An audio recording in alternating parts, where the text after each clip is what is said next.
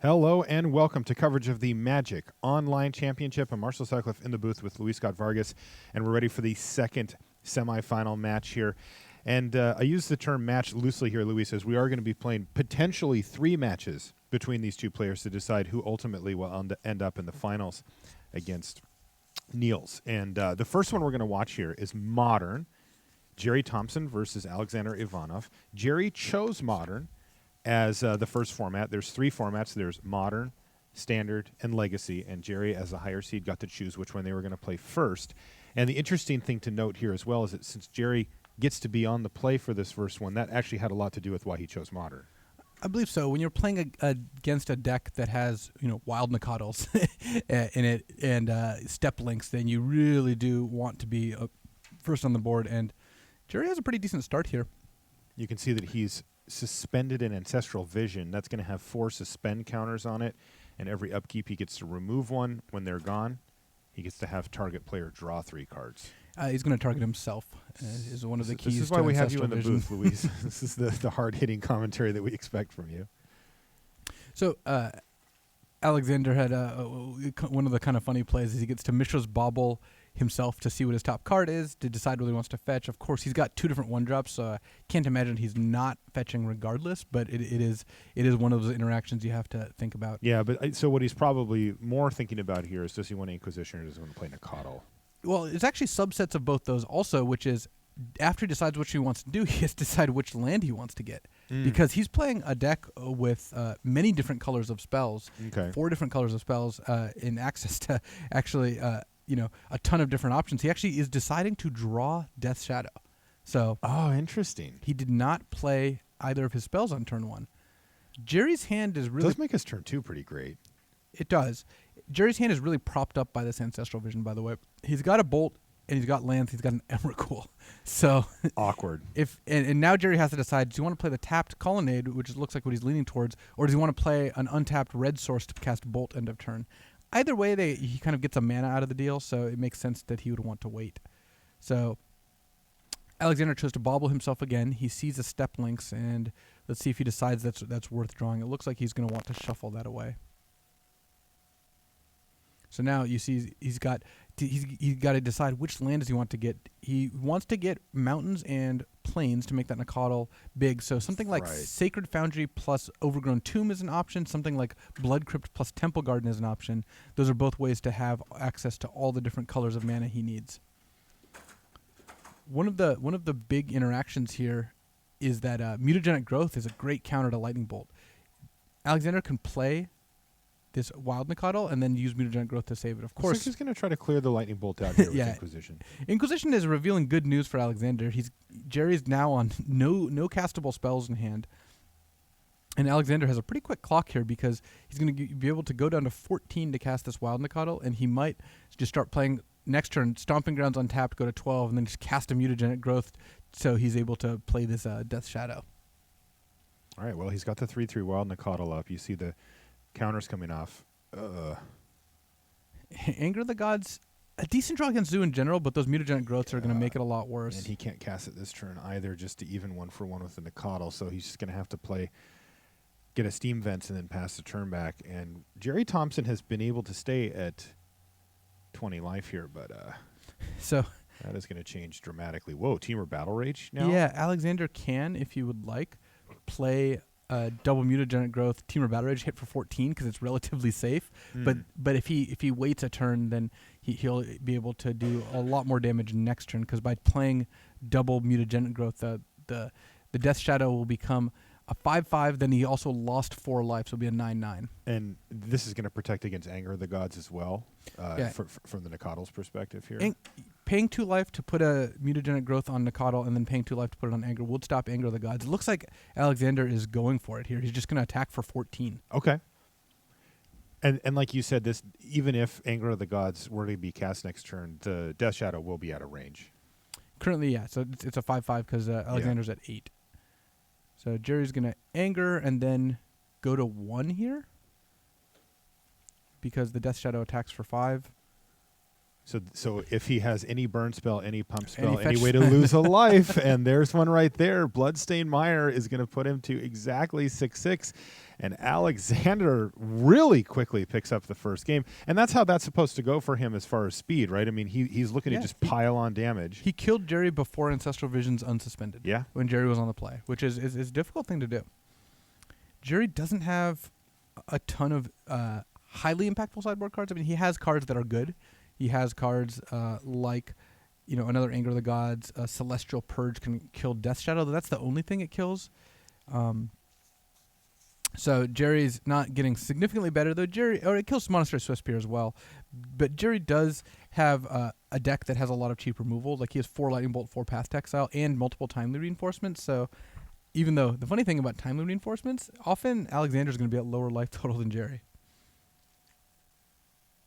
So Alexander also not looking to completely change how his deck works. He can board in another Inquisition. He can board in some Thought Seizes. He can board out cards like Dismember. But overall, the game we saw in Game 1 is not drastically different than what we're going to see in post-board games. And it looks like Alexander's already submitted, and Gerry's deciding, does he want to keep Emrakul and Nahiri? And it looks like he's going to keep that package in. Even a card like Electrolyze, you'd think a cheap burn spell would be good against Zoo, but Alexander's creatures are just too big. Alex is patiently waiting there on the right-hand side. He submitted his list a while ago. Yeah, he's just thinking of how he's going to pay life next game. All right, and it looks like we're back in business here, so we'll jump back down to the feature match for the second game. Again, Modern is going to kick things off. Whoever wins this one, it doesn't matter who wins this one, we're going to get a second match. That's right, an entire match of Constructed. And that one is going to be chosen by Alexander Ivanov. And he does have to choose one of the 2 remaining. They can't choose the same thing twice. And this Street Wraith off the top there. Alexander end of turn cycling. So this found a 1-drop. Fighting Swiftspear is very good, especially since he gets to trigger prowess with Mishra's Bauble. But Gerry's hand does line up pretty well against Alexander's. Gerry once again has the visions, and this time he can spell snare the turn 2 Tarmogoyf and then Celestial Purge the Swiftspear and end up in a spot where, under the current set of cards we see from Alexander, survive until that visions resolves. Though Alexander is going to use this bauble, and he's going to be able to draw an extra card here, so he gets to see that Gerry has a Serum Visions coming up. Okay, just attack for 2, drop Gerry down to 18. Again, every upkeep we're going to see these suspend counters coming off of Ancestral Vision, though you mentioned it last time Alexander was able to just outright race the Ancestral Vision. He killed Gerry before it even came off as suspend. It is a slow card, even when you suspend on turn 1. That's 4 counters. I don't think that's going to happen this game, though. Alexander has access to some quick draws. Gerry has some interesting land play here. Does he want to play Colonnade tapped and leave up Spell Snare? Does he want to play Fetch Land and leave up Spell Snare and cast Serum Visions? Looks like he's opting to just go Fetch Land and then leave up both his lands, and now he can cast Spell Snare if Alexander plays a 2-drop, and if Alexander doesn't play a 2-drop, he can just sack Flooded Strand for a Plains and just cast Celestial Purge on the Monastery Swiftspear. I wonder if Alexander's going to play around Spell Pierce here, or rather Spell Snare here, by just playing another Swiftspear and then starting to cast some mutagenic growths. It will work out pretty well for him, and he knows Gerry has 3 Spell Snares in the deck. So get in for a lot of damage with that. He decides not to, though, just going to attack with the Swiftspear. Yeah, so Gerry's going to take 1 to 17, and then Alexander's going to play this Tarmogoyf, and Gerry's going to be pretty happy to Spell Snare. And now that means he gets to sack Flooded Strand for a tapped dual land. Sort. Yeah, okay.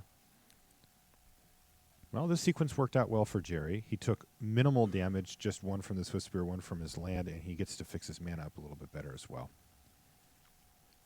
Tick-tock, Ancestral Vision falls to 2 counters. So now Gerry can go Serum Visions and then play the Cascade Bluffs, having Remand plus Celestial Purge up, so with Visions on 2. So I think Gerry's in decent shape here. Alexander's deck's very explosive. I mean, if Alexander draws like an Inquisition and then gets to go like Swiftspear, Inquisition you, attack, cast some mutagenic growth, Gerry could take a lot of damage. But is Remand very good in this matchup? It's not particularly good. Everything costs 1 or 0, it feels. Yeah, Gerry, now he sided out some Remands, and I think Remand was like among the last cards he kept in the deck. I see. Part of it is that Gerry doesn't have a lot of cards that he would want to board in. He's already playing main deck a lot of the best cards in the format against this deck, like Bolt, Path, and Timely Reinforcements. Now, is Gerry considering if he would actually rather play the Colonnade? Yeah, he did. In fact, he decided to play the Colonnade. Yeah, so he's going to play a 1-mana play regardless. It's whether it's Serum Visions or a tapped land, either way. I see. So he used up a mana by playing a tap land effectively. Another land off the top here for Ivanov. He still only has the Monastery Swiftspear on the board and an additional one in his hand for threats. He hasn't found an Acatl or a Death Shadow or something like that. No, this looks very good for Gerry. And Ivanov actually deciding not to pay life on Sacred Foundry, which has to be a good sign for Gerry. He sees that and is like, okay, yeah, that works. Also, because Ivanov fetched first, if Gerry remands the Swiftspear, Ivanov can't replay it this turn. Yeah, wow. So Gerry, what's the downside if Gerry does remand here? The downside is he doesn't get to cast Celestial Purge, and Celestial Purge removes one of those Swiftspears forever, whereas remand just sets the problem back by a turn, and next turn Ivanov just gets to play it. So he is going to favor going for the Celestial Purge here, it looks like. Now, does he just take the 2 damage? Yes, he does. But now he'll play it. Yeah, he's definitely going to use the mana this turn, but by taking an extra point only, it's not even that much. He gets to, first of all, prevent Ivanov from using like mutagenic growth, and second of all, play around a potential other threat like an Acatl. Okay, so Serum Vision is down to 1 counter left, though he did draw another one for the turn, which is not really what you want to see at the middle part of the game. But he's going to cast Serum Visions to find himself, well, yeah, a relic. He put 2 lands on the bottom, so okay. He wasn't interested in either of those cards, and now he can play Relic or Suspended Visions, but I assume he's going to want to leave Remand up, since he just wants to not die this turn and draw 3 fresh cards off Ancestral. Yeah. So he can only do one of those 1-drops and still leave up Remand. Yeah. You said it, though. This is looking good for Gerry because it seems that he is going to be able to resolve that Ancestral Vision, and that's just going to give him such a huge advantage next turn. The Relic of Progenitus, good at keeping Tarmogoyf at bay. Yeah, it makes Tarmogoyf a little smaller. Or a lot smaller. That's basically its only function here. Also, it's just cheap. He can actually just do things. This deck is so fast. So Ivanov can attack for 7 here, and this might be his last opportunity to get a Swiftspear through. But it's just not that effective. Taking Gerry to 7 isn't really going to win you the game. No, so this is not looking good for Alexander Ivanov. He had a pretty explosive play in the first turn, but here we go. Ancestral Vision coming off of Suspend and going on the stack, targeting Gerry, and oh, there we go. Bang! Look at that. Now if you're in Gerry's seat, you're feeling pretty good because you have Path for the Swiftspear, Snapcaster Path for whatever else goes on. You can suspend another Visions if you'd like, and you have Remand up. So Gerry's got a lot of answers. You can like Snapcaster Spell Snare if Ivanov draws Tarmogoyf. So yeah, that's just absurd. Yeah, you're feeling pretty content with the way the situation is. Yeah, Kenji's eating lunch like 2 rooms over, and I heard him say "game." You just made that up for effect. Well, he interrupted his sandwich to do it. There we go. Echo. Gitaxian Probe will make the Swiftspear a little bigger, and will show Alexander the bad news, which is that Gerry has access to multiple removal spells in hand. He had to expect that. When your opponent draws 4 cards in one turn, it's like it's not going to be good news for you very often.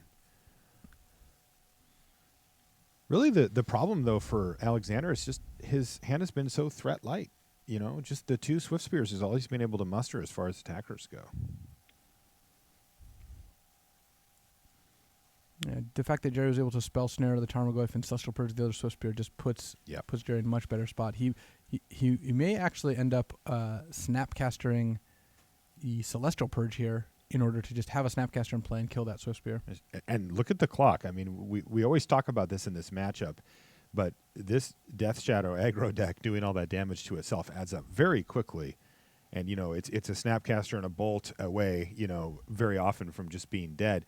I mean, it is part of the primary game plan, and it accepts the risk in saying, okay, fine, if you do turn the corner on the game, I'm just going to die quickly. But that does happen. He's all the way down to 8. Right. The Death Shadow aggro deck is not one for comebacks. Right. it reduces its life total to the point where Death Shadow is an incredibly powerful card. It's a 1-mana 6/6 or bigger. But the downside is if your opponent stabilizes, it's also like, wait, you're at 6? Or attacking the Celestial Colonnade. Yeah. Which Gerry cannot do here. He does get to crack into the Snapcaster if he'd like.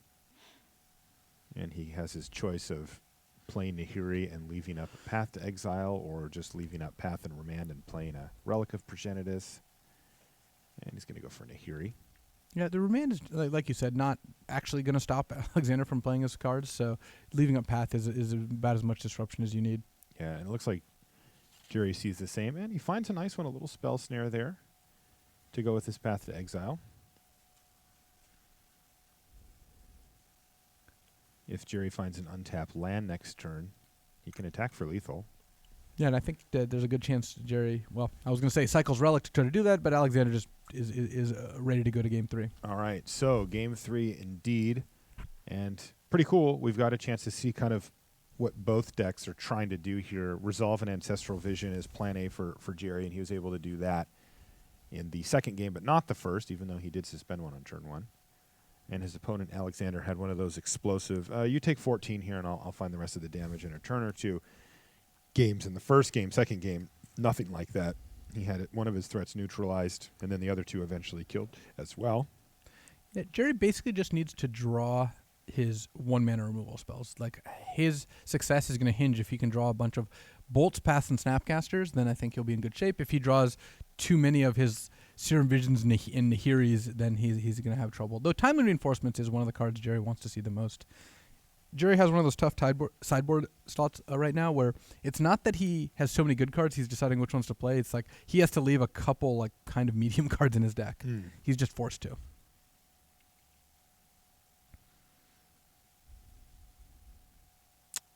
Alexander had his game plan already. He's reviewing Gerry's deck list here, but he submitted almost immediately again. So Game 3 it is. This is in the first match.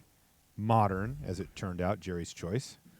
I think Alexander might have to mold a 5 here. He's already molded a 6. Gerry now deciding what he wants to mulligan. He's got the turn 3 anger, but the rest of his hand is just not that impressive. So Gerry is going to keep. He's leaning on that Serum Visions a little. Yeah, he's going to be able to play Serum Visions to try to find a Bolt on turn 2 and then an anger on turn 3. So speaking of leaning on cards, Alexander's leaning on this Wow. Gitaxian Probe pretty hard. He has no threats in hand whatsoever. Yeah, Alexander kept this hand, which with a Scry does get to see an extra card, but no, it's going to be really hard for him to win from this spot. Look, his hand is 5 lands in a Temur Battle Rage. Right. That's not good. That is not a good and hard-hitting commentary here from Luis Scott Vargas. This is why we have him in the booth. That's actually not entirely true. It's one of the reasons. And Snapcaster Mage off the top for Gerry is, it's not Lightning Bolt or Path to Exile, but it does mean if he draws one of those cards, he's in even better shape. What does Gerry think? Is Gerry thinking about Tarmogoyf here as the number one thing he doesn't want to see? Because, no 1-drop, no Nacatl and no Swift Spear from Alexander must have him thinking, well, that's good news, but what does he have in his hand?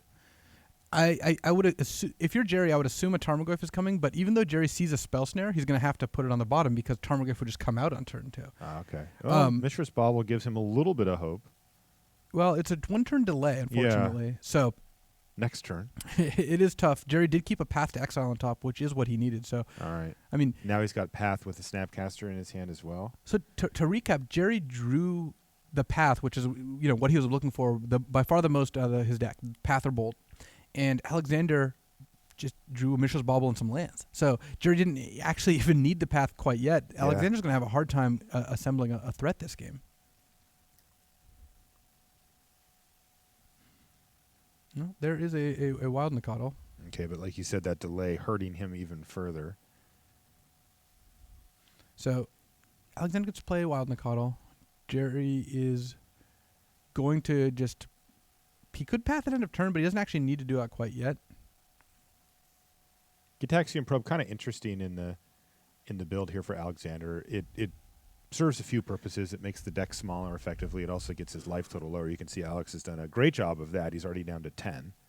Well, yeah, if the goal is to lose the most life, he is winning that race. He's crushing it. Unfortunately for him, he doesn't have the Death Shadow that would make that relevant. Right. And he doesn't actually have a way to get any threats through because Gerry has Path and Snapcaster. He can kill Alexander's first couple threats.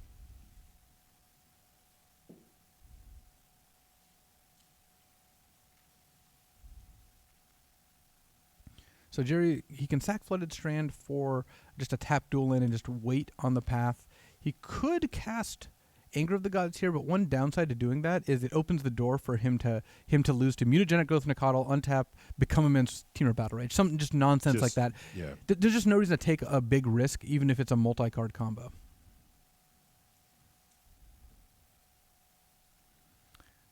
So, worth noting, though, that Gerry's not found a card advantage engine. He hasn't found an Ancestral or an Ahiri. He actually has kind of a lot of lands, so Gerry isn't closing out this game. And Alexander has a very low land count deck. The evidence so far notwithstanding. Yeah. So that if Alexander just draws 3 spells in a row, we could have a very close game here. Just this opening part is not going well for Alexander. Let's see if he hits a threat here. Well, he did. He found another wild Nicodle.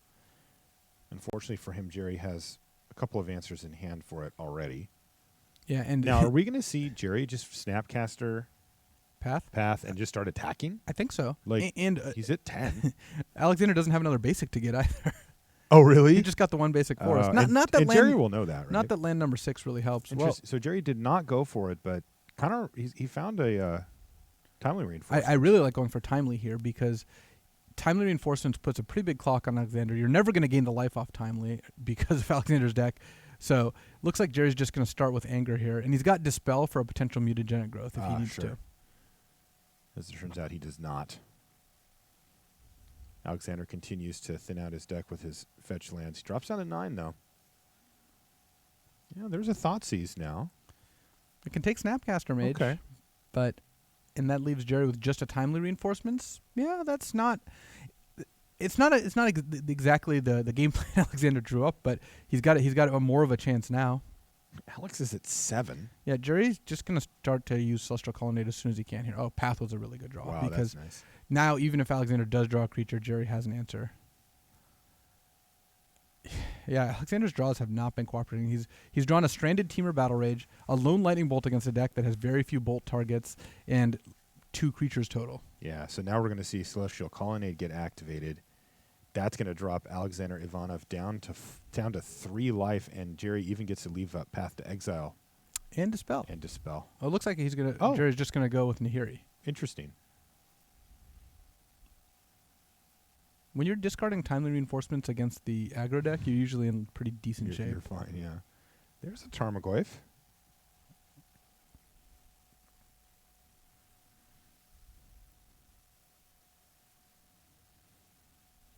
So one compelling reason to potentially mulligan Alexander's opening hand, it was 4 land Teamer Battle Rage Gitaxian Probe, is that lands number 2 or 3 and 4 aren't particularly useful. So they're almost dead anyway. So that's almost a 4-card hand in terms of value. So even though Alexander drew poorly after that, it still was worth noting that that the opening hand was risky. I was thinking that Gerry would go for the Celestial Colonnade kill, the 2-turn Celestial Colonnade kill, but he now has Nahiri on 8 loyalty. That is ultimate range for Nahiri. It is 1 turn slower than the Colonnade kill, but it does leave. You get a lot of style points. It lets Gerry filter through his deck and see 2 additional cards. So and he doesn't have to tap out. So it is a little safer. Is Emrakul going to finish all of our our quarterfinal matches here? It might be the case.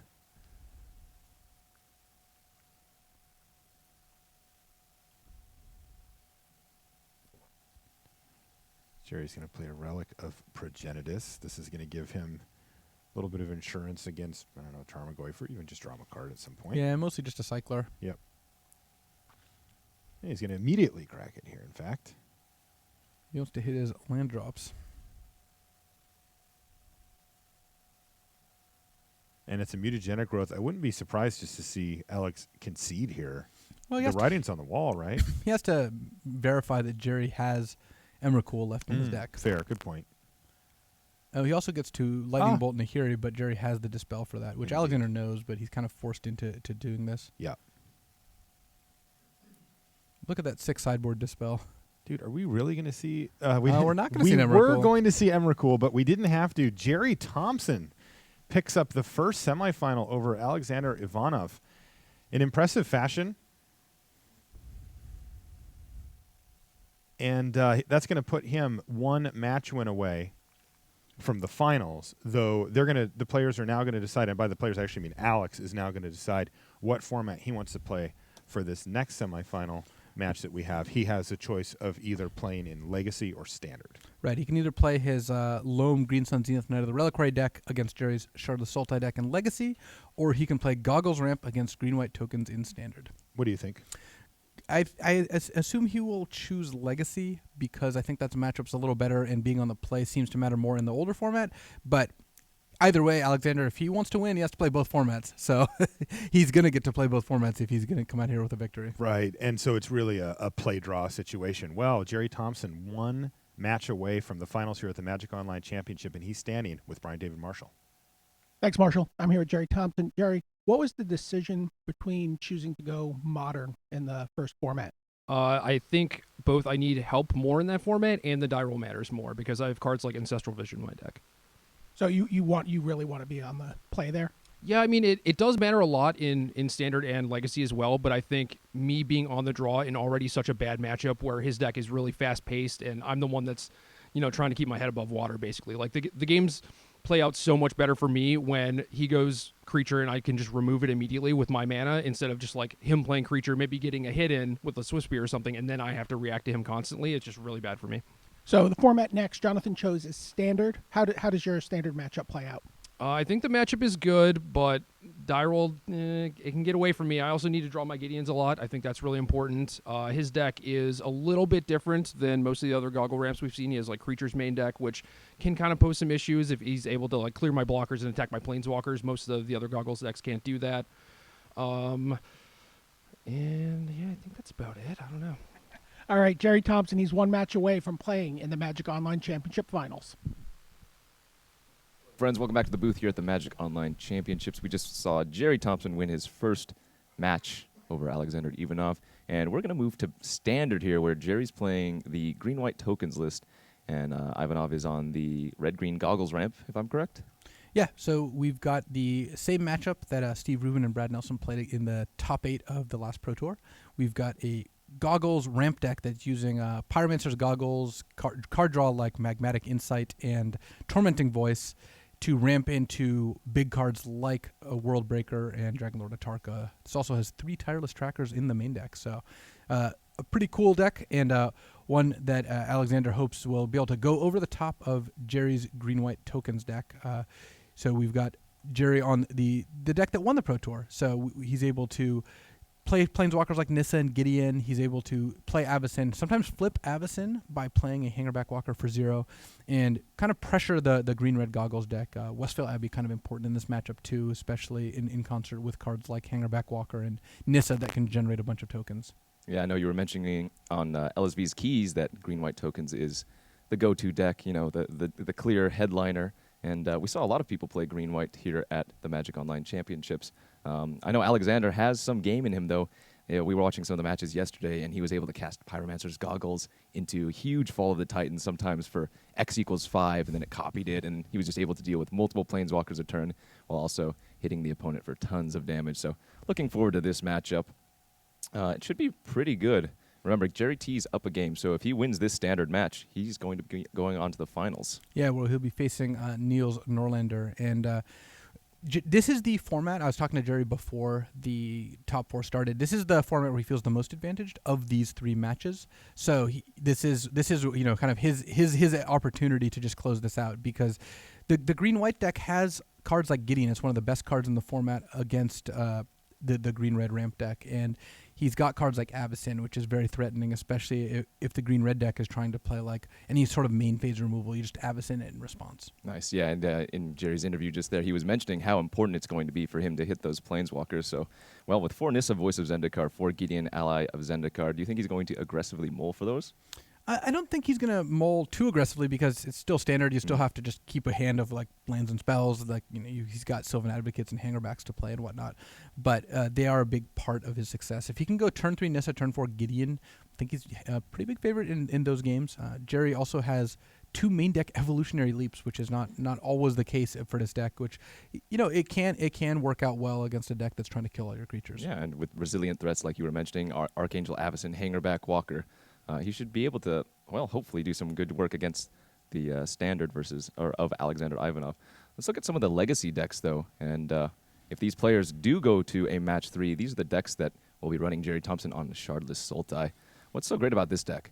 It's trying to combine Shardless Agent and Ancestral Vision, but more than that, it's just trying to deal with the opponent's all of its threats, its game plan. It's got Thoughtseize, Abrupt Decay, Force of Will to deal with whatever your opponent is trying to present, and then it has Deathrite Shaman to speed it up. This is just one of the most powerful creatures in Magic. It's the 1/2 that accelerates mana and starts chipping away at your opponent's life total or gaining you life.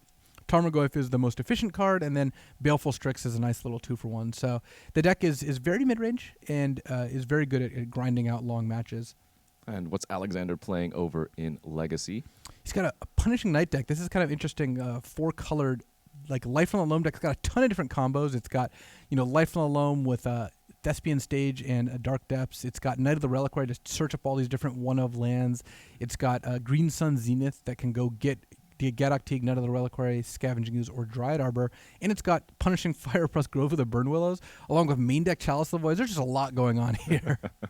Yeah, it almost looks like the lands package deck. I mean, you see the Dark Depths and the Thespian Stage, of course, but Grove of the Burn Willows, and as you mentioned, Punishing Fire, just able to do some real work, especially since a lot of Jerry's creatures are small. I mean, obviously, Tarmogoyf and Deathrite Shaman are two of the better ones, but Shardless Agent, Baleful Strix, and Deathrite Shaman can all be killed by the Punishing Fire.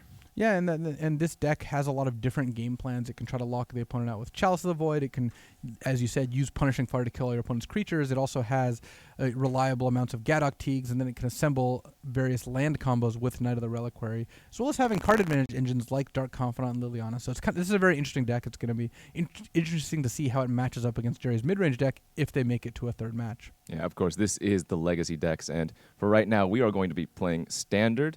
If Gerry wins, he'll be going on to the finals. If Alexander wins, we'll be playing the Legacy decks you guys just saw on screen. Standard is setting up, though. The players are getting ready. Is this Standard basically the Standard that you saw at the last Pro Tour? It's two decks from the top 8, so it's clearly decks that people were playing at the Pro Tour. It's they've been evolved a little bit, both with Evolutionary Leap and with main deck Tireless Trackers. So it's like the players have been tuning and testing them, but these are similar. I mean, the standard metagame is fairly well defined at this point. There's a lot of different decks. We saw a ton of different decks in this event, and this is just one of the classic battles between what I believe is the best deck in Standard, Green-White Tokens, and one of the better decks in Standard, Red-Green Ramp. Yeah, and if you guys are just tuning in, of course, this is the second semifinals here at the Magic Online Championships. We have Gerry Thompson versus Alexander Ivanov. Currently, we're waiting to see who's going to win and meet Niels Norlander in the finals. Niels took his matches 2-0 rather.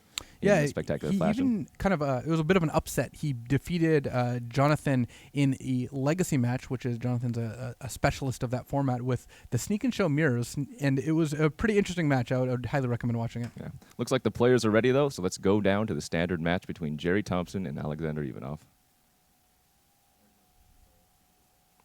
And here we are. You can see the players, Gerry Thompson on the left, Alexander on your right. And we are underway. Looks like both players are ready. We'll see what kind of opening hands we can get here. Green-White Tokens versus Red-Green Goggles Ramp. It looks like Alexander's on the play here. Decent hand, Magmatic Insight, Tracker, and Chandra versus Jerry's opposing Den Protector, Hangerback Walker, Double Command, and a Westvale Abbey. Yeah, it's a solid opening hand for Alexander. He gets to filter some with Magmatic Insight. He'd love to find like a Nissos Pilgrimage, something along those lines. Hitting a Dark Dwellers plus a Kozilek's Return is not really what he was hoping for, and Gerry just drew a Gideon, which is exactly what Gerry was hoping for. Gerry wouldn't mind a Nissa, but Gideon would be quite a good surprise. Archangel Avis in the draw for Gerry this turn. He's just going to lead with a Hangerback Walker, X=1. Gerry needing a fourth land. Actually, both players, not quite as many lands for them as they would like, though Alexander did draw a fourth one here. Yeah, that Tireless Tracker probably going to go out of control unless Gerry wants to use a Dromoka's command here. Gerry almost assuredly is going to. He gets 3 tokens out of the deal. The downside is that Alexander does have that Kozilek's Return, but it still ends up being a fine exchange. Yeah, and so Dromoka's command, using its ability to put a 1/1 counter on the Hangerback Walker and fighting the Tireless Tracker before it could get any value.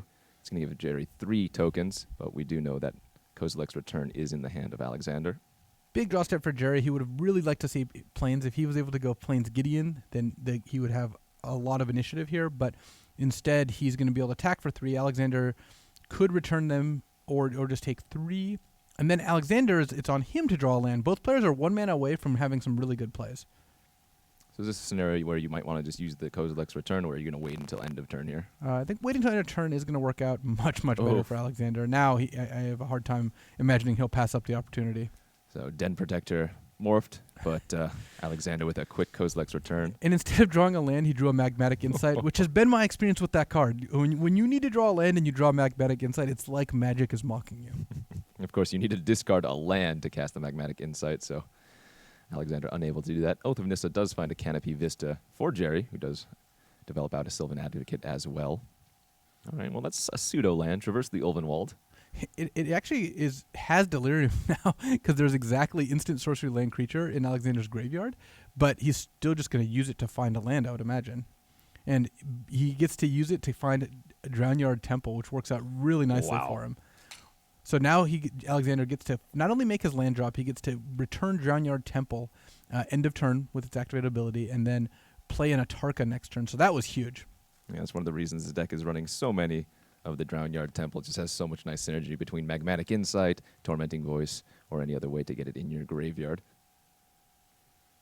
All right, a bash in from the Sylvan Advocate is going to make Alexander fall down to 15. Gideon Ally of Zendikar, the follow-up play, and immediately producing a 2/2 white knight ally creature. Funny how the Drownyard Temple kind of acts like a ramp spell in this deck. In fact, it's a key land. part of this of how the deck is built. You're exactly right. It is a ramp spell, and so now Alexander can just go Atarka, kill your Gideon if he wants. He can also Chandra to wipe out the Advocate and the Knight, though that then gets attacked by Gideon. So imagine he's leaning towards playing an Atarka here. He could also Dark Dwellers here, but Atarka killing Gideon is pretty safe. Yeah, Gerry looking at 3 Archangel Avacyn in his hand. Not as exciting, especially when you don't have that 5th land. And Alexander is going to go ahead and just take care of the Gideon. And Gerry doesn't even have an answer for Atarka, so none of his creatures are big enough to fight it. He doesn't have any of his removal spells like Declaration of Stone, so it's going to be tough for him to deal with an 8/8 just on the board. Yeah, another Sylvan Advocate is all Gerry T can do, holding up Dramoka's command, but that is not exactly as relevant when your opponent has an 8/8 flying trample on the battlefield. So is this a turn we might see Chandra come down just to wipe the board of Gerry? It does seem pretty safe to do that. You do have to worry about Dramoka's command a little bit, but if you wipe Gerry's board here, then it's really hard for him to come back, even if he has a way to kill Atarka. All right, 6 mana and a Chandra. Flamecaller entering the battlefield on Alexander Ivanov's side. We'll see what he wants to do with it.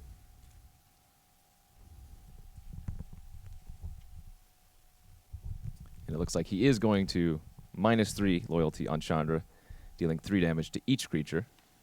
And is this a scenario where Gerry just wants to save one of his Sylvan Advocates? I think he's forced to, even though it's not a particularly exciting play from Gerry. He's going to have to put a +1 counter on a Sylvan Advocate, and the other mode is essentially wasted. He can have his other Advocate fight Atarka, but it's not gonna kill it.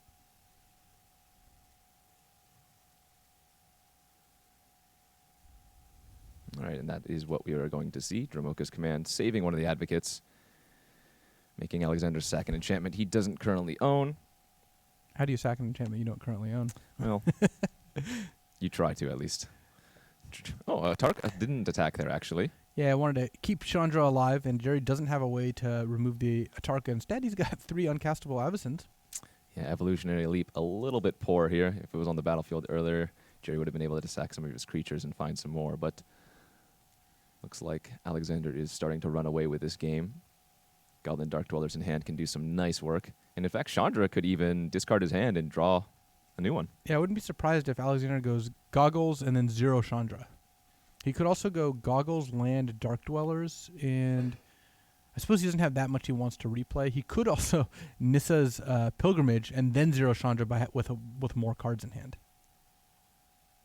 Looks like Alexander's taking his time to think about one of those lines. Yeah, he's got a wealth of options here, so I think regardless of what he ends up doing, he's going to be in pretty good shape.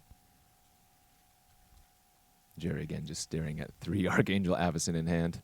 Even if he draws a 5th land untapped, Archangel Avacyn doesn't seem like it's too good on this board. No, the Avacyn can block Atarka, but she does have trample still, so Atarka will trample over for some damage, and if Atarka stays back, Jerry's not really attacking through her. So Avacyn is still a decent card, and you can trigger to flip her by sacking the Advocate to Evolutionary Leap, but even flipping Avacyn isn't going to end the game or anything even close to it. All right, looks like doing a little pump fake there. And remember, Gerry Thompson is up a match currently over Alexander Ivanov, so even if Gerry loses this one, they will be going to a match 3 in this second semifinals. All right, so Chandra's going to plus, producing 2 3/1 elemental tokens. And Alexander's just going to clock Gerry. Hit Gerry for 11 here. And then can follow up with like Dark Dwellers plus Kozilek's Return actually now will kill the Sylvan Advocate if Alexander is interested in doing that. It looks like he's going to start off with Anissa's Pilgrimage, which does, in fact, have Spell Mastery currently. Get a good look at that there. And that's a lot of nice land in hand for Chandra fodder. Yeah, next turn Chandra's 0, even though I suspect she's just going to +1 next turn. Actually, I suspect there won't be a next turn because Gerry is unlikely to decide he can win this game. Yeah, and in fact, any combination of Dragon Lord Atarka and any other creature will be lethal, or Goblin Dark Dwellers plus 2 elementals will be lethal next turn. It looks like he's going to go with the Magmatic Insight flashback instead. Yeah, and remember that Magmatic Insight does still require the additional cost even when Dark Dwellers. So one reason for Alexander to not play Insight this turn is that if he draws into Fall of the Titans, it's a cheap Surge enabler. Though, again, I don't think the game is going to come down to that, but it is worth noting. All right, Jerry's going to go ahead and use Evolutionary Leap to sacrifice his Sylvan Advocate and get a Hangerback Walker from his library. But a Dromoka's Command off the top is not going to be good enough, and Alexander's going to take the first game here over Gerry T. All right, let's take a look at their sideboard. Gerry has some good options. 2 Declaration in Stone. A Clip Wings doesn't seem too awful versus like the Dragon Lord Atarka. Yeah, Gerry also could bring in something like Secure the Wastes if he wants to enable Westvale Abbey, but overall he's not looking to change all that much. Dromoka's Command is not the best card in this matchup because Alexander's creatures are so big that fighting them is not as effective. It does counter a Kozilek's Return, which is nice with the damage prevention ability. Alexander can bring in Draconic Roar and Goblin Dark Dwellers. Draconic Roar has some amount of ability to fight Planeswalkers if he can have a dragon in hand, but it still is not. It's not a silver bullet. We're not talking about sideboard cards here that completely swing the matchup. Again, it's more tuning than it is boarding in specific hate cards. Both players looking at each other's deck lists as well. We'll see what they want to do. Who do you think is favored post sideboard here? I do think green-white's still ahead post-board, just because I think that fundamentally the matchup is in its favor, and the sideboard cards don't change that all that much. But again, this is standard. We're not talking huge swings in the matchup here. It's not like Jerry's an 80% favorite, regardless of what happens. So, the both players are making their decks a little bit better, but they're not changing them drastically. All right, looks like the players are ready. Sideboards are a go, and we are going to go to a game 2 here between Gerry Thompson and Alexander Ivanov in their second match, which is standard. Take a look at their players' openings hands here. And what do you see, Luis? A lot of Hangerback Walkers. I think it's a fine hand from Gerry, especially since Oath of Nissa can find another land. But it's a hand devoid of Planeswalkers and does not have a third land except for he has to Oath into it, which makes him less likely to Oath into a Planeswalker. Alexander's hand is fine, too. Just Fiery Impulse into some Nissa's Pilgrimages. I don't think you can turn down a good ramp spell here. I imagine Alexander will be looking to keep his hand, whereas Gerry is still considering.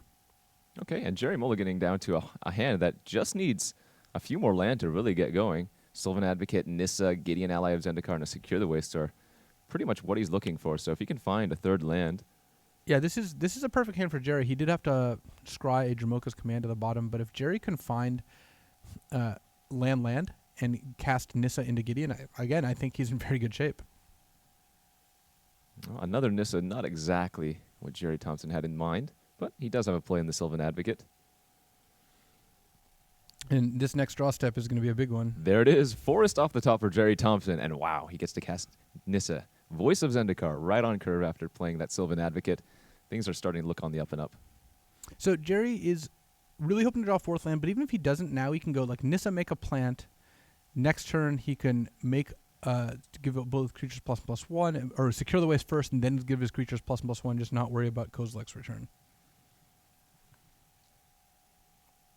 Whereas Alexander does not have a good Fiery Impulse target because targeting the Advocate doesn't do anything, and targeting the plant is just not exciting.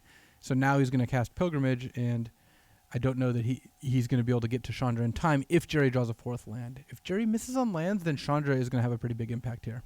And the last 2 draw steps for Alexander, Chandra Flamecrawler and a land. There's the 4th land. So now Gerry is going to get to play Gideon. He's rewarded for mulliganing. Just like he drew it up. So now I imagine make a knight, -2 Nissa, attack for 4 damage, and then have a significant board presence for next turn. And this is all on turn 4, ladies and gentlemen. Alexander can do nothing but look at the spells in his hand and wish they were a little bit better. that sounds like most games of Magic. So Alexander can get Spell Mastery by casting Nissa's Pilgrimage. Then he has these 3 damage Fiery Impulses, which can kill the Knight and the Plant, or both of them combined could kill Sylvan Advocate. That still leaves Alexander facing down 2 Planeswalkers. And next turn, Gerry gets to do things like main phase Secure the Waste, minus Nissa, or plus Gideon, minus Nissa, and then set up a second Nissa. And it's going to be tough for Alexander to come back, because Chandra, even a turn 5 Chandra is not going to be able to sweep the board here. Yeah. Gerry got to be wary of those scary burn spells, but right now things are looking pretty good for him with 2 Planeswalkers on the battlefield. Bevy of creatures. And like you said, Alexander's going to go ahead and just cast the Nissa's Pilgrimage, hold up 2 Fiery Impulse with Spell Mastery. Which again have not a ton of different targets. They can kill the 2 tokens that Gerry made for free, but he's not able to kill Sylvan Advocate without double targeting. And Another land off the top for Gerry. Makes that Secure the Waste very potent. so Nissa's Gideon's plussing, Nissa's minusing. Now Nissa can minus again.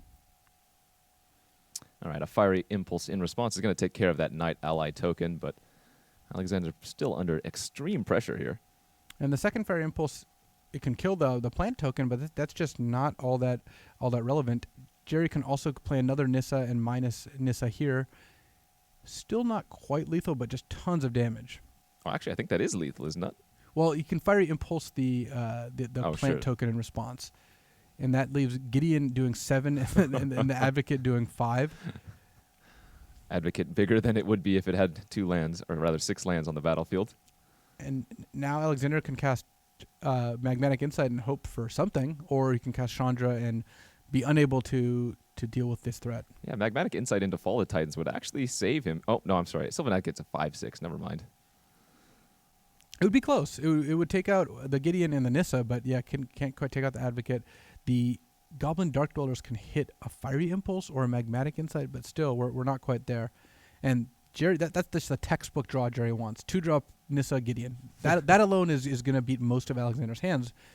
We'll see if he can assemble it in Game 3, because it looks like we're going to have one. Alexander just looking at his options, seeing if there's any way that he can survive this turn, but with 2 lethal threats and a Nissa sitting back there as well, it's going to be very hard. And here, Alexander's cards did not line up very well against Gerry's. I mean, Fiery Impulse, it's a fine card to have in your opening hand. In fact, that's where you want Fiery Impulse a lot of the time. Gerry didn't play a good target for basically the entire game. It was reduced to killing tokens that the Planeswalkers made with their 0 abilities or +1 abilities.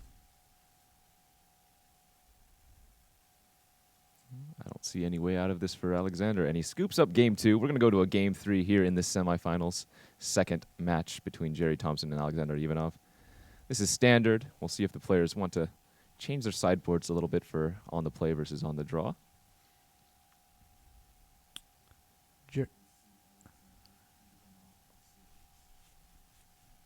All right, looks like Alexander is happy to just resubmit. Yeah, Gerry's looking at his board, deciding whether he wants these like Nissa Vastwood Seers, but again, I think both players kind of have the plan. This isn't quite the same as Modern, when you have like a ton of like one-ofs and cards you're really tweaking your list with, whereas in Standard, they have plans for this matchup. These are both well-known matchups, and the card variation within those matchups is not huge. Looks like some Vastwood Seers he's looking at in the sideboard. Yeah, and one of the risks of Den Protector, which is why Gerry has sided them out, is that if you playing Den Protector into a Fiery Impulse Kozilek's Return deck is just not very appealing. Gerry just has those Secure the Wastes instead for an end-of-turn threat and is maxed out on Declaration of Stone to kill a Tarka and Worldbreaker. All right, it looks like the players are ready for their game 3. So let's see if either Gerry Thompson can win this game and win the series, or if Alexander can even it off and force a match 3. Well, Alexander has a hand without green mana. Drownyard Temple is making him pay the price there. And the second hand is not exciting, but I would imagine pretty close to keepable. Just it's got Traverse, a green land, and a red land, and then you get to Scry. Gerry also mulliganed and might consider mulligan to 5. Neither player's hands are going to be great right now. Oof. Yeah, even if Gerry was to draw planes off the top, Secure the Waste for such a small number is not ideal, but we'll see what these players want to do. Gerry's still deciding whether he wants to mulligan. Alexander has kept his hand, and Jerry's going to keep and scry an Archangel Avacyn to the bottom.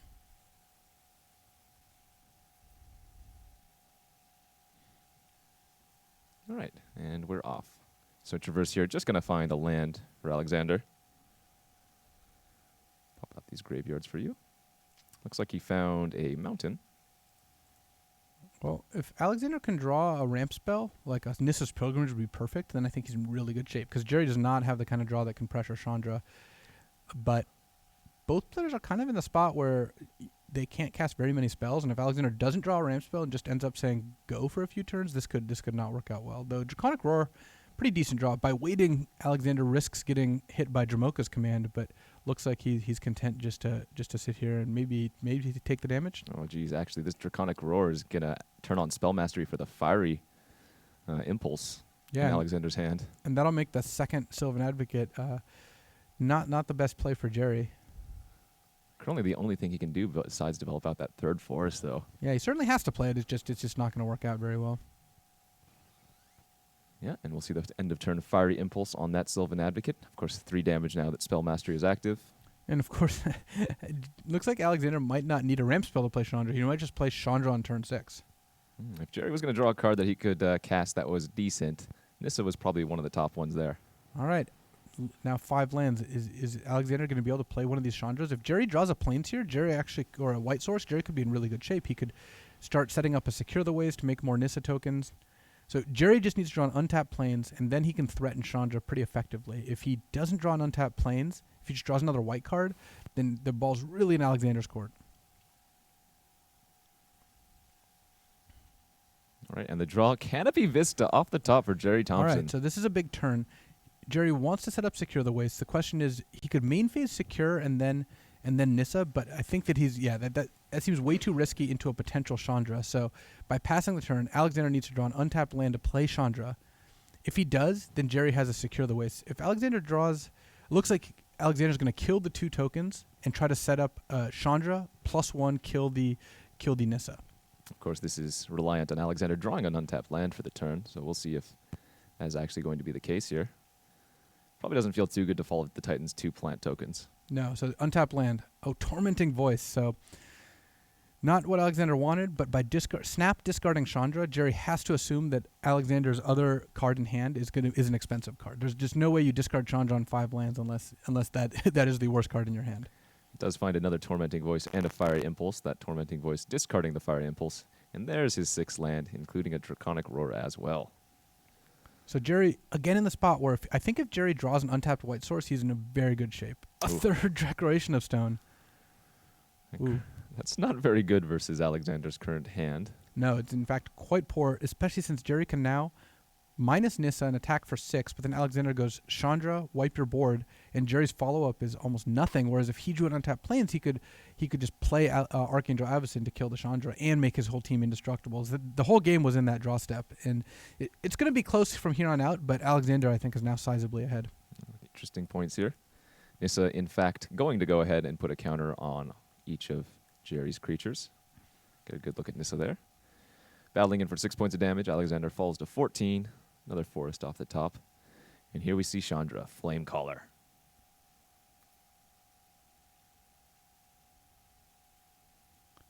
So Alexander can try and kill Nissa. He can by +1ing and just attacking Nissa. He can also just minus to kill the soldiers. Minusing to kill the soldiers is certainly the most appealing play, just because you don't lose your Chandra. If you +1 Chandra, you end up losing Chandra. So I'm assuming that he's going to just -2 here. Again, had Gerry drawn a white source, it looks like he's -3ing to just to make sure Dromoko's command can't save any of them. Had Gerry drawn a white source, Avacyn would have just basically ended the game here. Mm-hmm. But instead, Jerry's going to have to hope to draw it this turn. Another forest is not what he's looking for. This is brutal. Gerry really needs a white source. And given that Jerry's not done anything, do you just Draconic Roar the plant token to kill Nissa here? That seems like it's something that Alexander should consider. Alexander's really all in on this Chandra, too. The game is definitely not over. Alexander does have access to potentially 8 lands here, but he's going to go ahead and uptick Chandra, put in 2 3/1 elemental tokens with haste. And it looks like he's not interested in killing the plant token. Both elementals are going to go over on Nissa's way. Plant jumps in front of the elemental, and Nissa falls to 1 loyalty. We'll see what Gerry can draw up here. I think Jerry's still in good shape if he draws a plains. Or a castable spell, potentially, depending on what the spell is. Westville Abbey. Oh, and he didn't play his land last turn, and now he can't activate Westvale Abbey. Which would have saved Nissa. Which is actually huge here. So by holding a land to potentially conceal what he had from Alexander, he's unable to activate Westvale Abbey here. So this is tough. And Gerry can just do nothing but pass the turn with 3 Declaration in Stone and an Archangel Avacyn in hand. All right, Fiery Impulse off the top for Alexander, who's going to continue producing elemental tokens here. And this one is finally going to threaten to just get rid of Nissa. Yeah, so Jerry's not even going to block if he can't save Nissa. So Alexander's now he has the opportunity to use Chandra 0 and draw 5 or 6 new cards, which that should put the game firmly in his favor. Ugh, another double white card here for Gerry, who can play that forest, but activating Westvale Abbey is not too favorable in this position.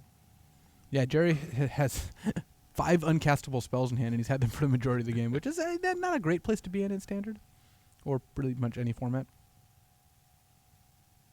All right, another land off the top. Let's see if Alexander actually wants to use a removal spell here on the plant token before using Chandra 0. Of course, get a good look at Chandra there again. Flame Caller. Discard all the cards in your hand, then draw that many cards +1. Yeah, so even if Alexander misses on his draw step here, which he did, he drew a forest, he gets to draw 6 new cards now, which really tilts the game in his favor. Looks like he's going to play a Game Trail here first. And then potentially draw 5 new cards. And that is indeed the case. And what do we see here? Well, that should be enough to put the game away for Alexander, because he gets to World Breaker Jerry's Canopy Vista here. Oof. And Gerry is unlikely to be able to cast another spell. He has to draw a white source and then hope to Declaration the World Breaker, but still not really be able to. And of course, Fortified Village is why he kept the forest 2 turns ago, though that made him unable to Westvale Abbey when he drew the Westvale Abbey. So keeping the forest seems much better, but it just ends up now mocking him as he then draws the Fortified Village. Pyromancer's Goggles, the draw now for Alexander, who's quickly taking over this game with the more expensive, powerful cards in the red-green Goggles ramp deck. Remember, if Alexander wins this one, we are going to go to a match 3 between these two players. We looked at their decks previously, and it's going to be the format of Legacy. All right, looks like Alexander's going to use -1 on Chandra to take care of the lowly creatures on Gerry T's side. And World Breaker is going to break some worlds. Yeah, there's not that many haste creatures that Alexander has to worry about. Secure the Waste is the big one, but of course Gerry doesn't have any white mana, so he's unable to cast it this turn. Sylvan Advocate is a 4/5 currently, but given the board position and the hands, well, we know that Gerry is way back. So Jerry's going to be able to, he still gets to play some spells here. He gets to go Declaration of Stone, your World Breaker, play a Sylvan Advocate, but next turn Alexander gets to go Atarka, your Sylvan Advocate, 0 Chandra, or plus Chandra, and just try to set up a 1-turn clock. He even gets to sacrifice the clue here end of turn off of the declaration.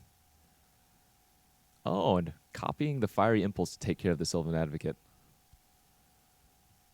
So this might mean he wasn't planning on casting a Tarka next turn, or Presumably. drown your temple to draw. Yeah, it looks like he's just going to cast out a Tarka, then probably draw a new set of cards. I think he might actually just +1 Chandra just because he's putting Gerry under. I guess either way it's a 1-turn clock, so just drawing 5 is better. Magmatic Insight, Mountain, Draw. Tireless Tracker. Draw 4 more with Magmatic Insight. Copying it off of the Pyromancer's Goggles. Seems pretty good. The red Ancestral of sorts. Of course, you guys can read the goggles there. And passes the turn to Gerry, who can start using, again, these declarations in stone, which aren't bad, but... Oh yeah, they're paying off big time now. Gerry has to use them. He's able to keep a Tarka at bay, make a Nissa, but Alexander's drawing so many cards. Alexander can almost draw through his whole deck right now. He could copy Tormenting Voice with Goggles, draw 4, and then Chandra to draw 10 cards. So if you really wanted to, I don't think it's even going to be necessary. Yeah, if you guys take a look at the deck, the cards in each player's deck, Gerry has 42 currently. Alexander with only 18 left. He has sifted and drawn through so much off of Chandra and the other draw effects, Magmatic Insight and Tormenting Voice. And the Tarka's pretty good here. Gets to take out Nissa and the plant token. We're going to probably see another turn where Gerry's going to declaration the Dragon Lord Tarka and hope to draw a white source. Oh, but a Fall of the Titans off the top is probably going to just end it on that next turn. Yeah, even if Gerry is able to kill a Tarka, there's no real way for him to come back here. Oath of Nissa the draw. That's going to let Gerry cast Gideon Alaviv's Zendikar, but we know the writing's on the wall and it's much too late for that. In fact, Dragon Lord Atarka lethal by herself. Yeah, and Gerry didn't find a land, so he's not able to cast Declaration plus Gideon at the same time, so he's going to have to settle for Hangerback and then Declaration the Atarka. All right, and just like that, it looks like Alexander Ivanov is going to even up the matches versus Gerry Thompson, 1-1, and we're going to soon go to a third match in this semifinals, although we're playing Legacy. Tireless Tracker to play, and of course, Fall of the Titans in conjunction with Pyromancer's Goggles. I'm not going to count, but I'm going to assume it's around 3,000 damage. I don't know how much 3,000 is exactly, but I guess we'll find out. No, 3,000 doesn't sound as good. Alexander Ivanov is going to take the match here over Gerry Thompson. Now remember, we still have one more match left in this semifinals where they're going to be playing Legacy. We saw Gerry will be playing Shardless Sultai, and Alexander is on what again? Alexander is on Punishing Loam Green Sun right. Zenith. Welcome back to the booth here, friends, at Magic Online Championships. I'm Ken Jagashira here with Luis Scott Vargas. And remember, whoever wins the next match will be going to the finals here. Well, they're going to face off Niels Norlander to decide who is this year's Magic Online champion. Yeah, and we're going to see Gerry on the play here with his Shardless Sultai deck playing against Alexander with the Punishing Loam deck. It looks like we actually have an interview with Alexander. Let's go down there now and see what BDM has to ask him. Thanks, Kenji. I'm here with Alexander Ivanov. Alexander, your hands were shaking after that match. Tell me what was going through your head as you played out that match in Standard. It was really... I'm really nervous. It was really a great match. It was pretty close. You know, it's... I just need to draw more cards. I draw only lands, but what helps me? Gerry didn't draw second. I think didn't draw second white land, and he can't cast most of spells in his hand, and this helps me. And I at last cast Chandra, then draw cards, then and after I continue drawing, I won. Okay, what can we look forward to you from you in modern? I mean, in our last format in Legacy. Yes, what can we look forward to in Legacy? What I play? I play 4-color loam deck.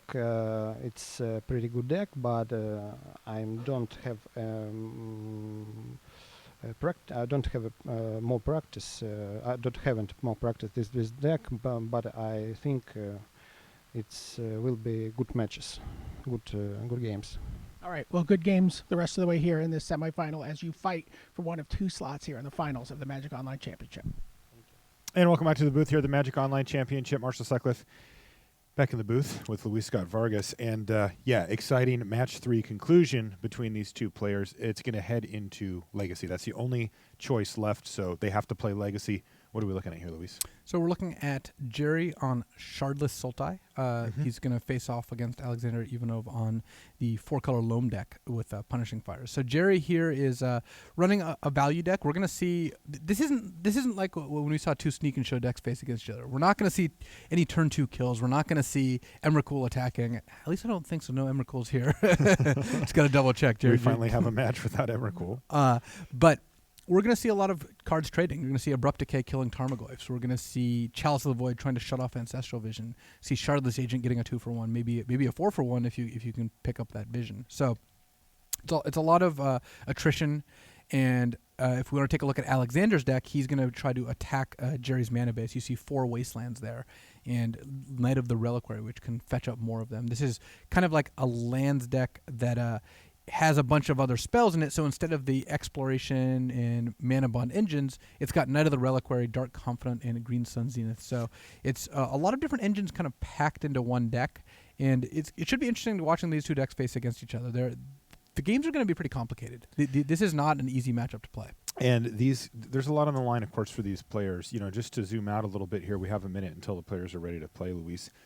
This is going into the 3rd match of our second semifinal. I know that sounds kind of weird, but we're actually playing multiple matches per semifinal to determine our winner, and they get to play each of the constructed rounds, assuming that it goes to 3. If not, they only play 2 matches, and they only get to play 2 of them. But this is the 3rd, and that means that in this case, it ended up being Legacy. That was because the players actually had a choice on what to play first and second. Right. Gerry chose to kick off with Modern. Alexander chose to play Standard, and now they're in Legacy. Right, and now they're in Legacy. And the winner of this match, they're going to get a seat in the finals. Now, Niels Norlander awaits them, and we're going to run that same thing back again. The higher-seeded player is going to get to pick which format they play first. Then the other player is going to pick the second, and if necessary, the 3rd format will be played.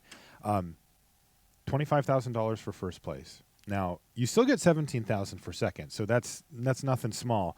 But those bullet points at the bottom catapult first place up into, near Pro Tour level prize quality here. Definitely. Platinum status is already worth a ton in terms of prestige and money. And then being invited to this year's Worlds is the best tournament to play in, I firmly believe. And then next year's Magic Online Championship. So we've got huge prizes for first. Second place is taking away $17,000. So these players are playing for a lot. Yeah, it's a huge deal. And the players are ready. Let's head down to the feature match area for the 3rd match of our second semifinal. And welcome back to coverage of the Magic Online Championship. So, Alexander Ivanov on the right-hand side versus Gerry Thompson. People know him as Gerry T. Well, how do you get to Gerry T from Gerry Thompson? Well, we actually call him Terry Johnson, but so that's a whole different thing. All right. And we are underway in Legacy. So let's take a look here.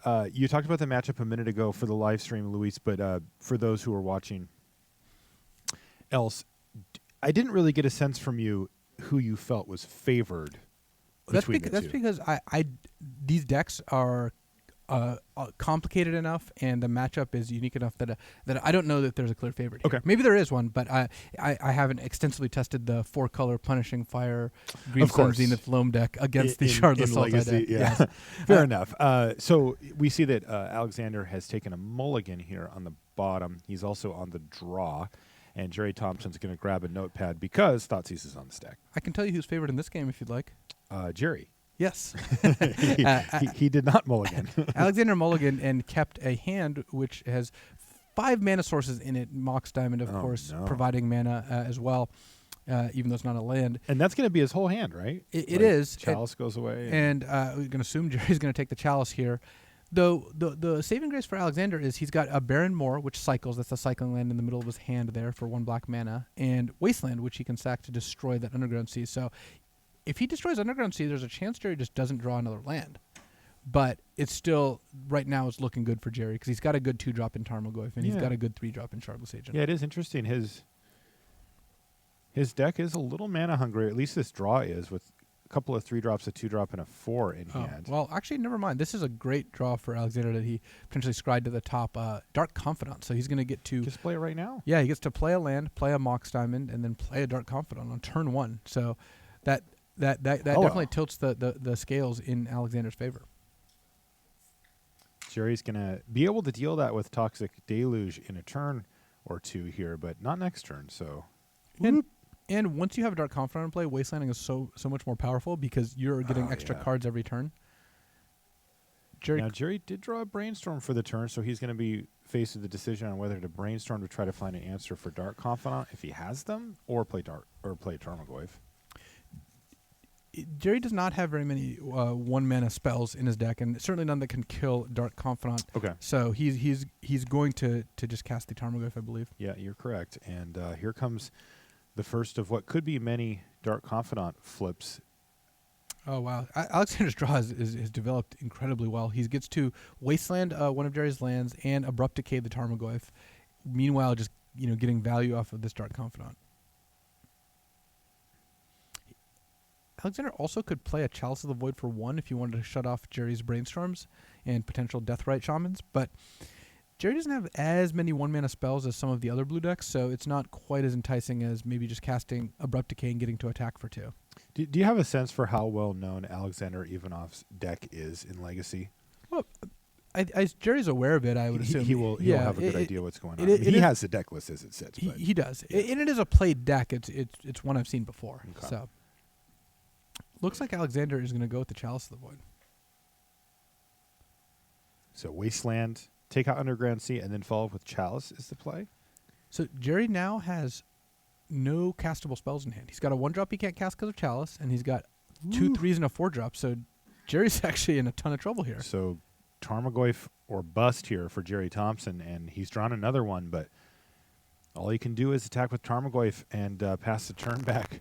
Wow, this draw has really come together well for Alexander. It looked so bad after that Thoughtseize, and then boom, Dark Confidant changed all of it. It was a 5-land hand after the Thoughtseize, but Dark Confidant gives you a ton of extra value. And now we're going to see, looks like an Abrupt Decay is going to take out the Tarmogoyf and even allow Dark Confidant to start attacking.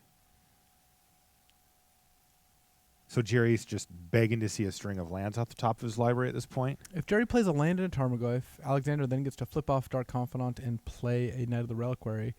That could be a lot better. Baleful Strix.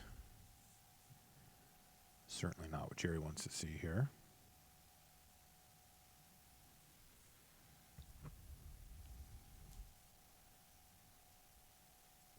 Gedok Teague, also a card that can shut off cards like Jace the Mind Sculptor or Force of Will. But right now, Alexander's not particularly worried about those. And the thing is, Jerry hasn't even drawn any of those cards that end up, giving him a mana advantage here. So this is gonna be a tough one for Jerry to win.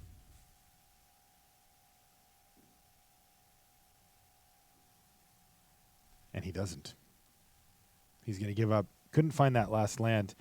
And Alexander Ivanov is now potentially 1 game away. If he wins the next game, he's going to find himself in the finals of the Magic Online Championship. And he is going to run it up against Niels Norlander, who patiently awaits. Yeah, and I haven't gotten a sense of which of these players Niels would rather face because it's just very deck dependent. And there's 3 different matchups to consider. Right, so yeah, it is pretty complicated. But step 1 for Jerry is certainly to win these next 2 games, whereas Alexander is just looking to hopefully improves deck enough post board that he doesn't have to play a third game. I mean, Alexander does have Choke, which is a very powerful card. Looks like he poured in a Garrick Relentless as well. Whereas Gerry, not a lot of changes he wants to make here. Disfigure is good at killing Dark Confidant, but you don't want tons of Disfigure because you don't have other things to kill. And then you, of course, have to worry about Chalice of the Void. Gerry looking at his Baleful Strix and his Sylvan libraries here. I like he's got one Sylvan in main, one Sylvan in board, one Strix main, 3 Strix board, one Disfigure main, one board. Just fine-tuning the dials on this thing. Ivanov pretty quick on the sideboards generally, and you can see he's already submitted his deck.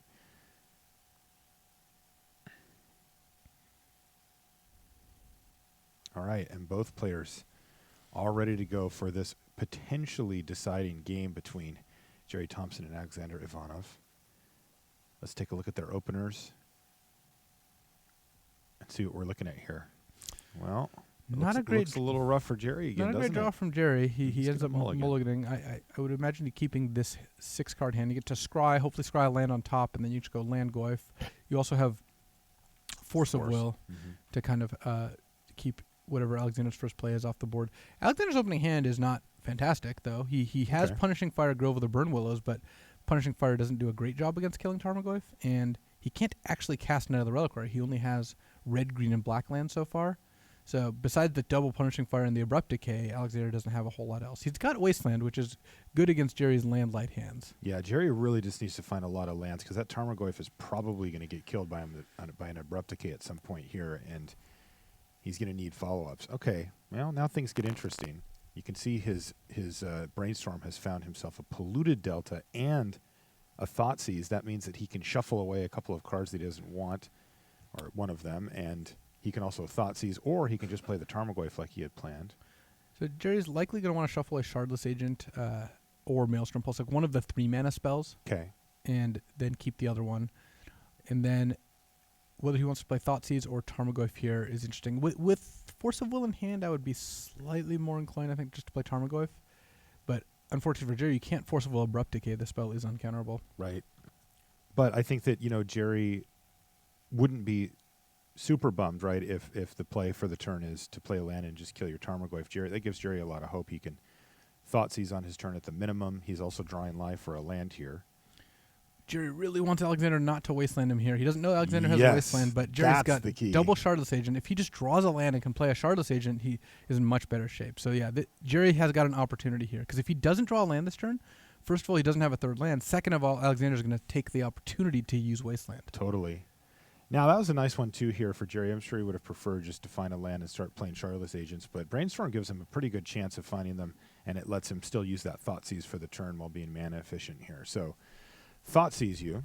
Brainstorm's actually a great draw because it lets him brainstorm and then hopefully find lands and then set up the second card down to hit with Shardless Agent. So if Gerry can brainstorm, he's going to take the Knight of the Reliquary and then be left with just 2 Punishing Fires on the other side. He knows. Well, he does know. He does, I think, assume that he's going to get wastelanded. So Yeah, so he may need to find multiple lands here. well, if possible. one thing that's kind of interesting that Gerry could do is he could not take Knight of the Reliquary. He could take a Punishing Fire to try to induce Alexander to cast Knight instead of using Wasteland. Then you Force of Will the Knight, then play a Shardless Now, Agent. if you're Alex, you would just be dumbfounded if that was the case, though, right? Yeah, that is a very bizarre play. Now, how difficult would it be, though? Let's say that you were sitting in Alexander's seat, and that happened.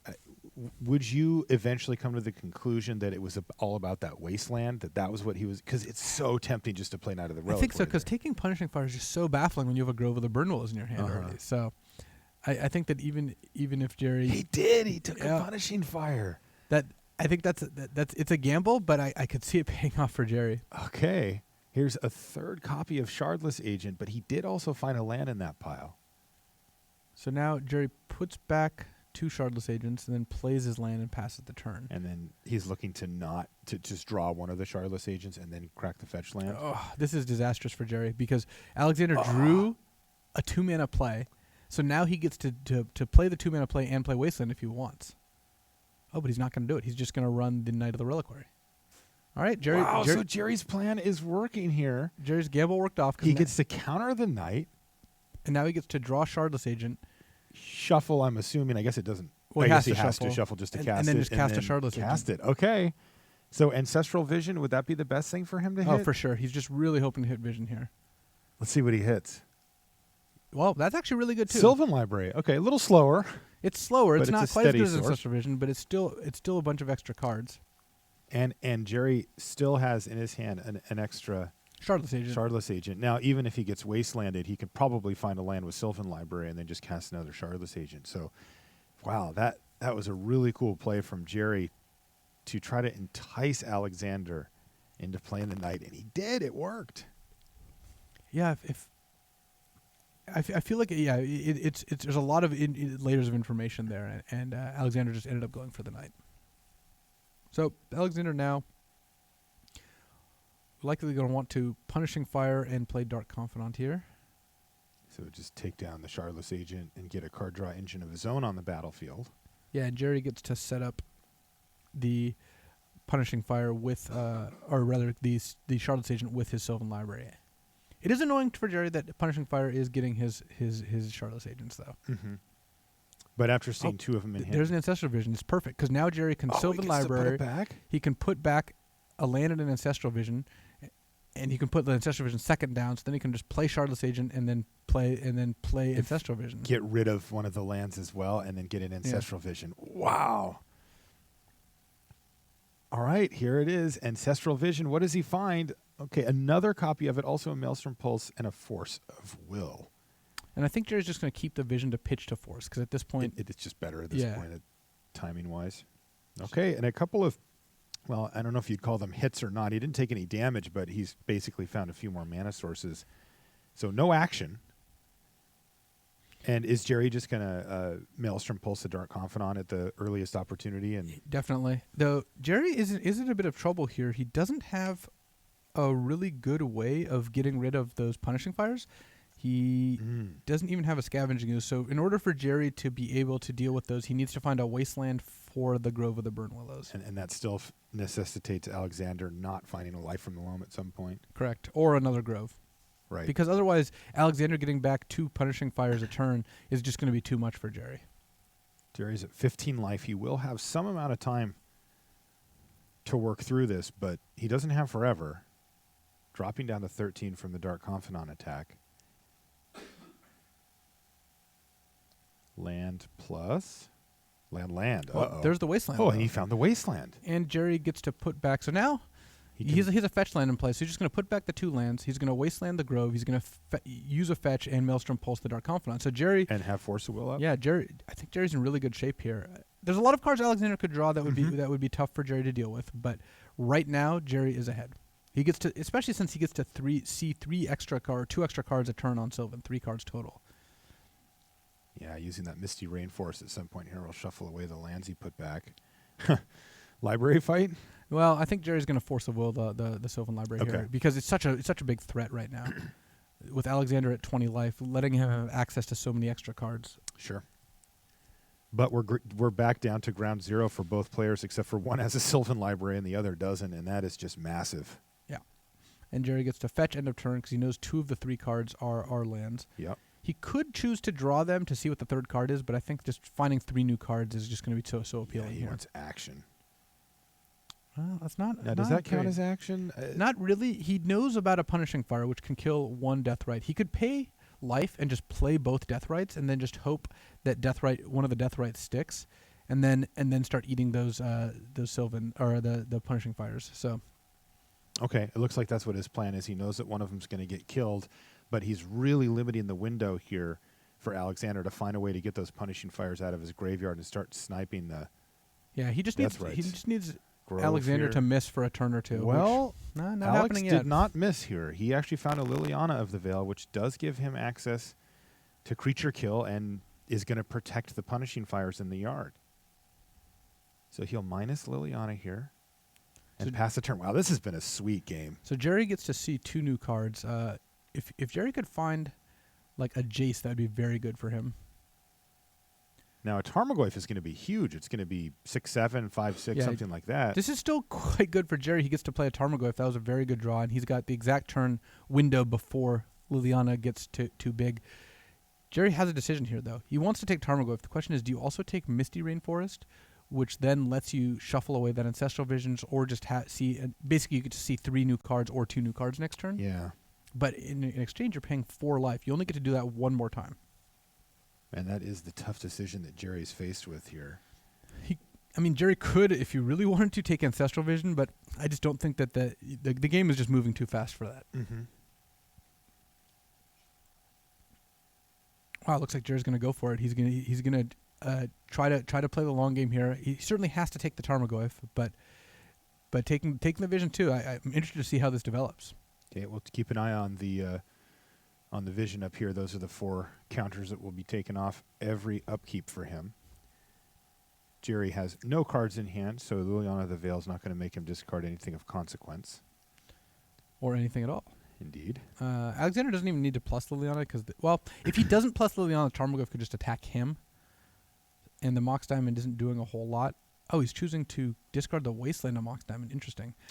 There's got to be some temptation to just go double waste the Chop Yeah. and the Bayou, putting Gerry to no green sources. For sure.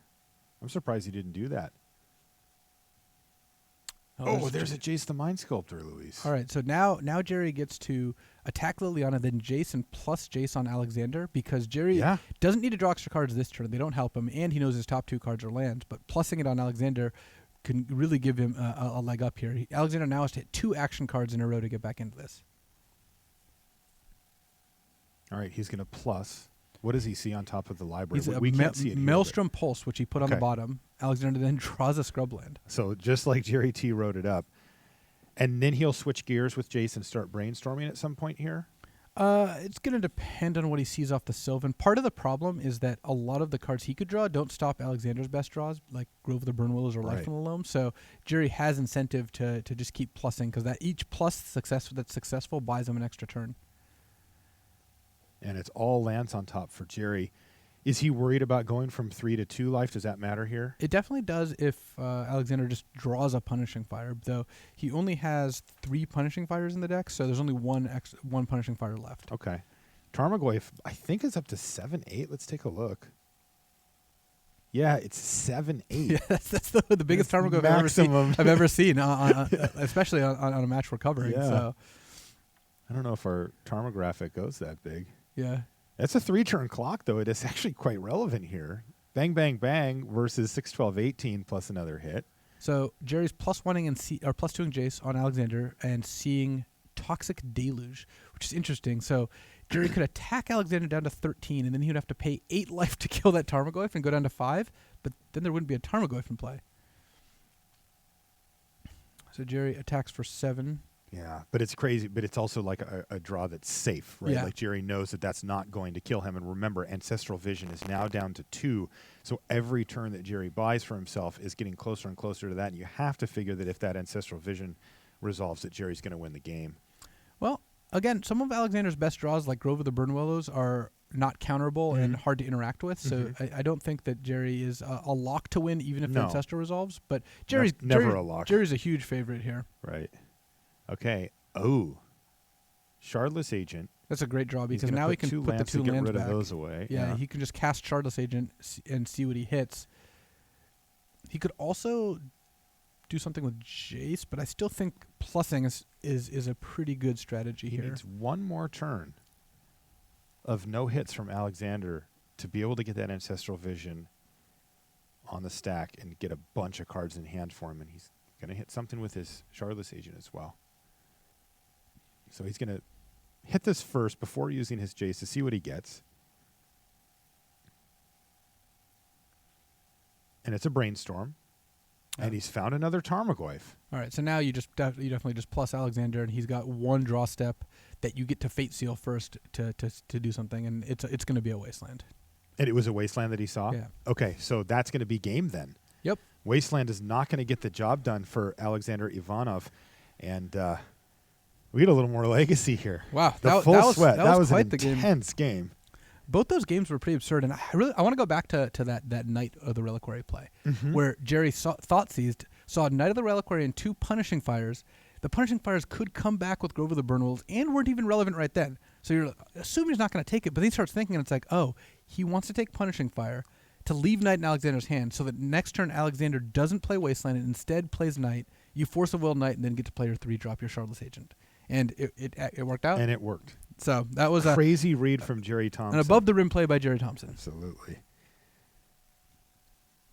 And that's exactly why I love watching Magic games. Like Yeah. plays like that, I think, are a really big part of it. So, Those are also the plays, by the way, that I'm really glad you're in the booth for. Just saying. All right, so Jerry's going over his sideboard options here. and Sylvan Library, despite its prowess last game, Gerry only has one of the 2 in his deck.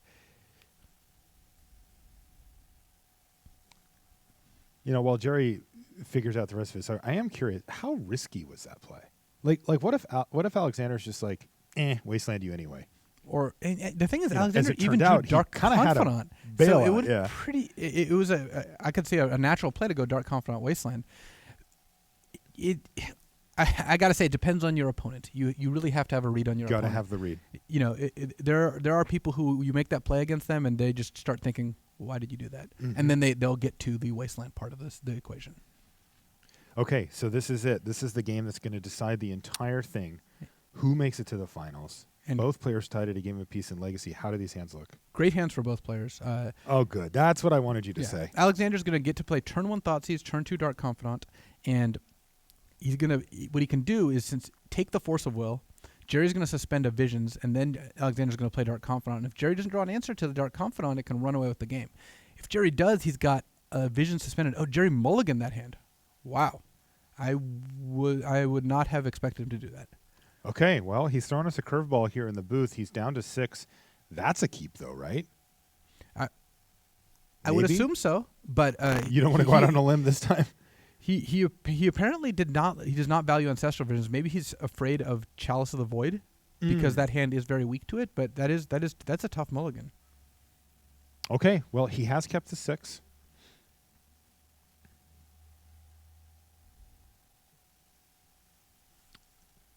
And like you said, the first thing is going to be a Thoughtseize here from Alexander Ivanov. He's going to see a much different hand than the 7. But does he just take Ancestral Vision here and leave Gerry with 2 3-drops and a 4? Does he think longer term? And I would something be that was tempted more to take problematic Ancestral later? because Gerry has 3 powerful cards, but getting to 3 mana is tough. Yeah. We'll also note here that Ivanov has a Wasteland in his hand already. One thing that he's got 1 land to just take out. One thing that Gerry doesn't know is that Ivanov does not have a black source if you Wasteland that Scrubland. So if Jerry's able to Wasteland Scrubland, then Ivanov might not be able to play anything for a while. And I think especially if Ivanov's in kind of the opposite position as last time. Yeah. He wants to take Ancestral, but if he takes Ancestral, then Jerry's way more likely to just Wasteland on turn 1. And so that could leave Ivanov in a position where he can't cast that Dark Confidant. But still, Gerry has a 3, and a 4 in his hand. He doesn't want to just go Wasteland and leave himself with 1 land to go, right? It's pretty counter. Does that change things? It does, but I'd still be I don't know. I would be inclined to Wasteland. Like if you're not doing anything for a bunch of turns. He did it! Wasteland! All right, Yeah. this has been awesome. Ivanov's probably going to draw a Mox Diamond here. But He didn't. He did not. But still, Ivanov is in good shape. He's in much better shape than Gerry because he gets to cycle Tranquil Thicket. If he finds an untapped black source, he gets to just play a Dark Confidant. And Gerry also is on 1 land with all expensive cards, and Ivanov has a Wasteland in hand. Mm-hmm. Well, there's a tapped black source, but I think you just play it. It looks like what Ivanov is thinking of, too, is just playing it, passing.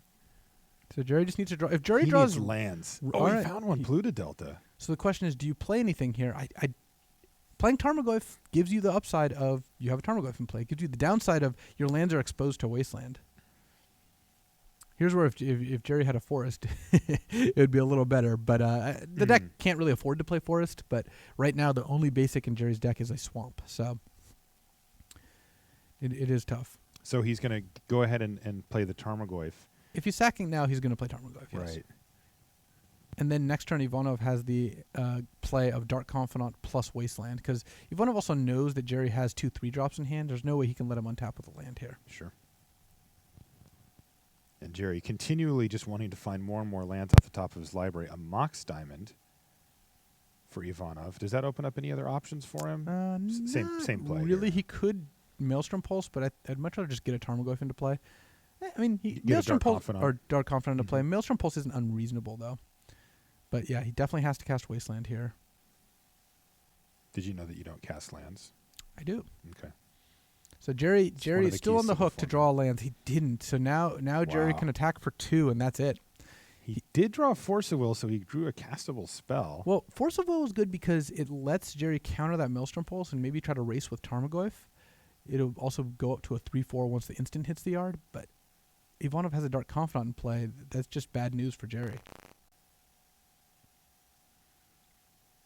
So Garruk Relentless was revealed. He can play it. Yeah, it's a little riskier to play the Garruk because Gerry could potentially just I mean, abrupt decay the token, and then attack Garruk. But it looks like Ivanov is going for it. This Tarmogoyf's going to be gigantic. Jerry's got another path to victory here. If he draws a second Force of Will, then Gerry is going to win with Tarmogoyf very easily. so this is going to add instant and Planeswalker, jumping the Tarmogoyf up to a 4/5, and he's got a clock here. But he has to defend his Tarmogoyf, and the Maelstrom Pulses, well, it will kill it if Gerry doesn't find an answer. He doesn't. No land and no Force of All Will. right. Well, Jerry's got a. The thing is, Jerry's alternate win condition of Dark Confidant flipping a bunch of cards, unlikely to work in the face of Punishing Fire. Oh wow, Thespian Stage plus Dark Depth. He has a Dark Depths in his hand, and he just played a Thespian Stage last He just turn. has one of each of those cards, and now he's going to get to. He can just immediately make a 20/20, and Jerry's deck just has no way to deal with it. Wow. Incredible. Gerry does find the land, but it's too late. Yeah, so Gerry. This is going to be Alexander Ivanov making a Merit Lage token with Dark Depths. A lot of text on Dark Depths, but when those counters are gone, you get a 20/20. And that does it. Alexander Ivanov defeats Gerry Thompson, puts himself into the finals, and he is going to face off against Niels Norlander to see who's going to become our Magic Online Championship. That does it for the semis.